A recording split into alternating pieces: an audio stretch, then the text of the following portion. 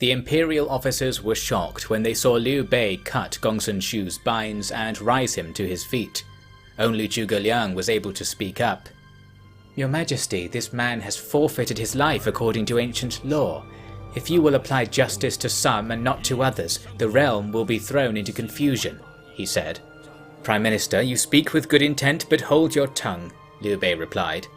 "Your Majesty, to let your personal wishes lead the law it could be seen as an endorsement of corrupt practices," Zhuge Liang went on, but now Liu Bei dismissed him from the tent and heard no more on the matter.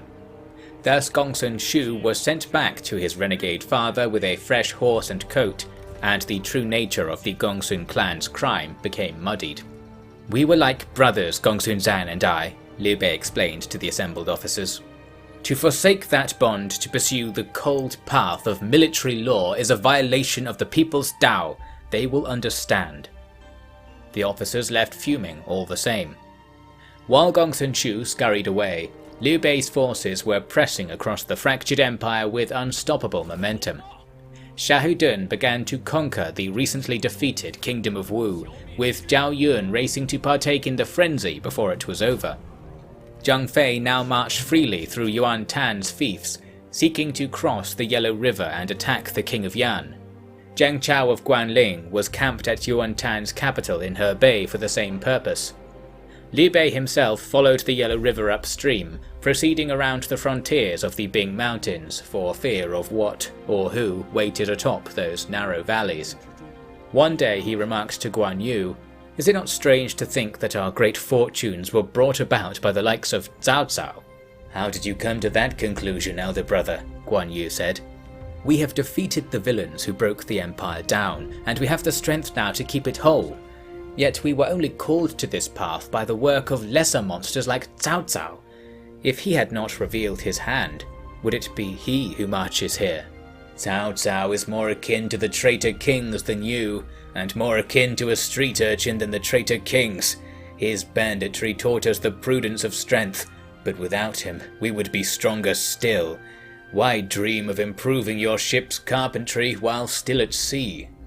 "I see your point, brother. I should be grateful we remained afloat through those storms." At that very moment, Cao Cao was encamped with a small band of followers on a plateau overlooking a wild valley in Kuai-ji. He had quietly taken a post in this impoverished county under Liu Yao, who had spoken nothing of it to the emperor. But this was no true subterfuge, for Cao Cao's soldiers were fulfilling the emperor's commands. That campsite was the border between King Wu's territory and the Han colonies on the Pacific coast. To know that Mastermind Cao was their night watchman brought great peace to those sleeping in the Vale. Cao Cao drilled his men in the cool of night and sat up writing poetry through the long days. There was little comfort to be had. The summer heat scorched the canopy he sat beneath, and the winds showed little mercy, bringing cloying air up from the humid forests. Perhaps it is for this reason he continued to sigh and stare up at the heavens, or perhaps not. All this remained a secret to Liu Bei, but some news from the interior did reach him. Bandits were marauding across the central plains and brazenly attacking imperial garrisons. Liu Bei scoffed at such reports. "We have already crushed the bandits. This must be a ploy by Gongsun Zan to draw us away. Pay it no heed," he said. "Your Majesty, while your actions against the bandits of the realm are well known, it is not impossible that more have arisen since," Zhuge Liang cautioned. "The people would not dare. Think of their debt to me. What would they not do to uphold their end of the bargain? What is this bargain, Your Majesty? The restoration of peace and the empire. We have ended their chaos. Why would they become bandits now? The people are good, but when the people's Tao is ignored, they wander astray. Then what must we do? What is the people's Tao? If talk is to be believed, they lack for food and for virtuous constables. Our enterprise cannot profit them otherwise." Liu Bei thought on this, then laughed.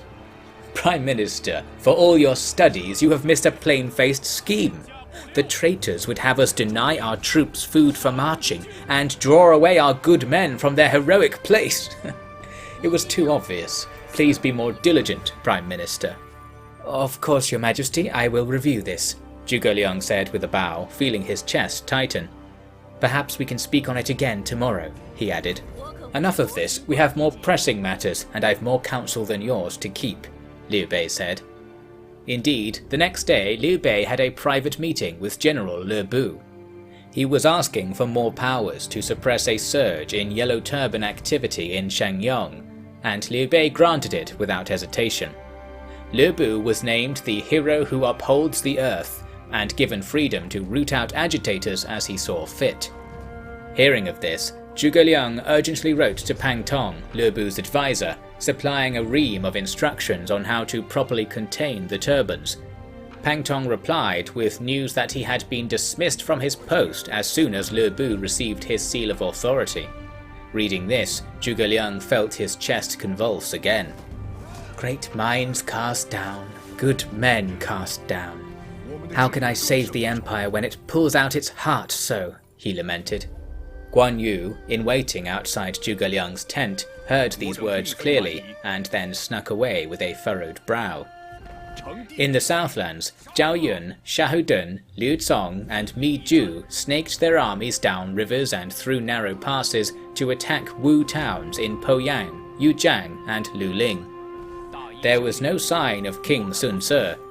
These advances were like a noose tightening on Poyang City, the location of the Wu Imperial Palace, Sun Ce's lavish and expansive compound. Wherever the Liu armies marched, civilians streamed out to offer provisions. When they were not accepted, they knelt and begged for forgiveness for their service to the traitor instead.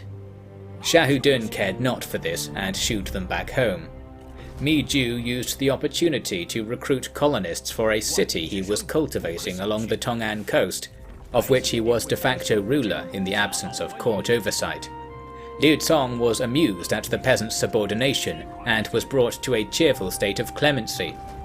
Zhao Yun sent the village elders to Liu Bei in chains and left the rest with grave warnings. In his message to the emperor, he wrote that if he had not needed to hurry on towards Poyang City, he would have seen justice to its conclusion.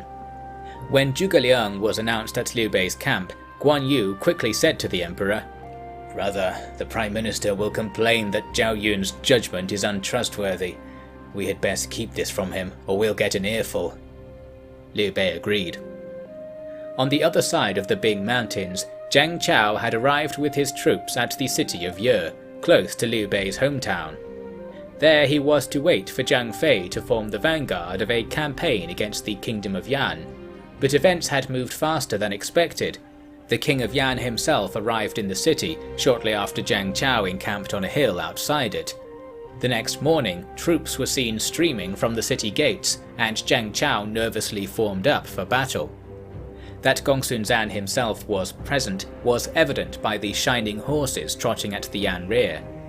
These were the elite White Riders of the north, men from whom the Empire's enemies on the northern border would flee upon their merest mention.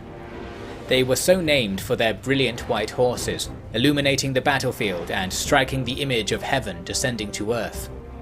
Gongsun Zan ordered his footmen to climb the hill and challenge Zhang Chao, but he remained with the White Riders in the lowlands close to the city. His strategist Guan Jing was puzzled by this arrangement. "Your Majesty, this Zhang Chao is no military man. Why not sweep him aside with our full force? I see no profit in caution," he said. "Master Guan, did you already forget?"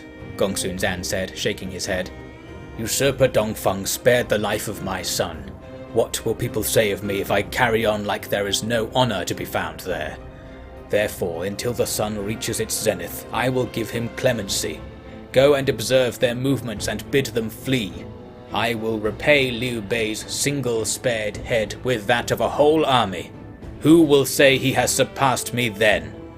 With this, Guan Jing marched his army close to Zhang Chao's formation and lined them up in good order. Then he sent a rider requesting a truce so that he might explain the King of Yan's offer. The reply was a volley of arrows, just barely reaching the Yan lines but causing wounds all the same. "Those barbarians!" General Huang Long raged. "Let's attack them!" "No, General, His Majesty ordered we bid them leave. We must try again," Guan Jing said. 3 times messages were sent to Zhang Chao, but he only responded with arrows. Gongsun Zan, grazing his horses on the plain below, wondered what could be causing the delay. In truth, Zhang Chao was petrified of the White Riders and dared not move to leave lest they pursue him. Thus, Gongsun Zan's magnanimous gesture of peace inflamed Zhang Chao's will to fight. He eventually ordered his lines to attack the Yan formation in front of them. Guan Jing was forced to respond in turn. Seeing this, Gongsun Zan rallied his riders and began trotting towards the loudening din of battle. Runners arrived begging he attack as soon as possible, but the King of Yan would not increase his pace. If mercy is so foreign to them that they do not even recognize it, then they will be defeated with mercy. If that is not possible, then I have no interest in defeating them at all, he proclaimed. This principled stance was of little use to the men he had already sent into mortal peril. The arrows fell as thick as rain, and the Liu soldiers spread out to surround them. Wang Long made a furious charge out, and many of the Yan troops followed him. However, many also remained with panicking Guan Jing. Thus the Yan army was swallowed in pieces by the Liu advance, whose cavalry rushed back and forth, freely attacking whomever turned their backs. Gongsun Zan had begun his ascent of the hill. He knew of the battle's progress only by further runners, now bloodied, and by the sight of men scrambling away from the scene, alone or in small groups. He was experienced enough to know what would await him at the top, but carried on without second thought. When he reached the top, there was a great cheer from the Liu troops. They had reformed just beyond the crest, and while the battlefield was behind them, the bodies had quickly been piled up and marked with captured banners. The men did not fear the White Riders so much after an exhilarating slaughter. They taunted and cheered without halt, and even lowly spearmen begged the King of Yan for a duel, to much merriment. Zhang Ba rode up and down the line, showing off Huang Long's dripping head. Seeing all this, Gongsun Zan simply pointed forwards and said, "Heaven sees traitors in plain sight, and knows which of us is more virtuous. All who speak of this battle will realize what weight we have given to brutes, and what shallow stones our empire rests upon." Horns were sounded, and the White Riders charged. The Liu officers pulled their men together and instructed them to brace their spears to the front. A wall of points and shields was made, but the riders galloped upon it as if it was open ground. There was a terrible clash, but the tumbling of the foremost horses halted the charge.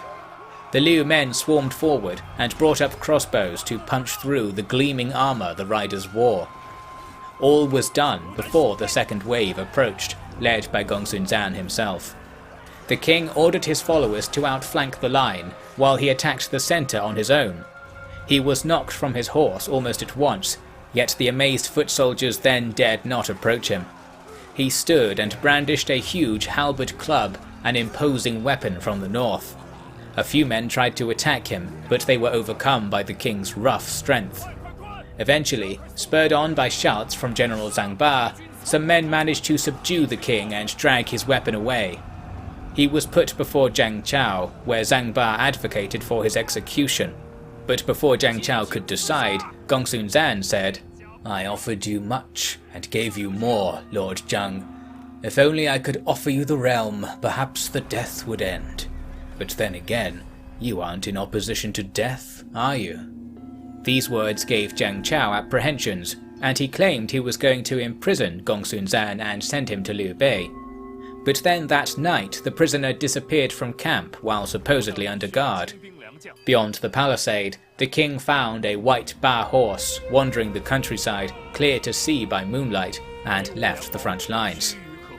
While an opportunity to end the war seemed to have passed by, the victory did prompt the surrender of Ye City, shrinking Gongsun Zan's kingdom. Another similar opportunity was soon at hand in the south. Xiahou Dun had halted his march east, for Sun Ce himself had brought an army to block the road. He was supported by Cheng Pu, a formidable servant of the late Sun Jian, founder of their powerful family enterprise. The reputation of these two alone was enough to warrant a halt, but indeed that same reputation brought to mind a scheme. Xiahou Dun ordered Liu Cong to assemble his army of raw recruits in plain sight, while he took the elite troops to hide behind a steep mountain ridge. As hoped, when the hot-headed Sun Ce scouted this position out, he saw a chance to strike at a weak, politically lucrative target. This taste for opportunity had brought him success in expanding his family's domain across the Southlands, but Shahudun had seen such confidence too many times for it to go unpunished. Sun Ce led the vanguard across a river to approach Liu Zong, while Cheng Pu brought up the main force trailing behind. In his haste to attack, Sun Ce put a few hours of distance between himself and Cheng Pu, plenty of time for Shahudun to emerge and cut the road to the front and rear. Sun Ce was at the very head of the column. He was the first to see Shahudun riding at full pelt towards him. While his men were struck with fear, Sun Ce himself was simply angry and called out to Shahudun to settle things one-on-one. Shahudun slowed down and said, "Boy, I killed your mother to end this. Now I will only kill your men. Flee, submit, so that none of us need see the blood of another again." This booming command from the one-eyed champion gave Sun Ce a shake in his sword hand. Shahudun rode on, drawing the king's view back to the rest of the column. Men were being cut down as they tried to flee, and those that fought were already surrounded. Shahudun slit the throat of a general with the tip of his spear, then sat still on his horse, watching his foe's body gradually slide out of the saddle and slump onto the dusty road. With a burning pain in his throat all of a sudden, Sun Ce rode away. The vanguard was torn to pieces, with only a few hundred men making it back across the river to report the disaster to Cheng Pu. He withdrew from the river at once, and on the very same day Shahudun and Liu Zong moved up to make a crossing without contest. In his flight, Sun Ce came across his lead advisor Lu Su, and at last felt the panic fade. Lu Su escorted his king back to the Southland's capital, Poyang, but as they approached, they received shocking news. Zhao Yun, having raced from the Yangtze unopposed, had already surrounded the city with a veteran army. At this, Sun Ce despaired even more deeply than in his previous flight, and was inconsolable. Lu Su suggested all manner of other escape routes, but Sun Ce rubbished them all. Then Lu Su proposed something rather more strange, and Sun Ce was only silent. Soon the pair were riding on again, seeking the Yangtze themselves. What manner of a plan had Lu Su devised? Read on.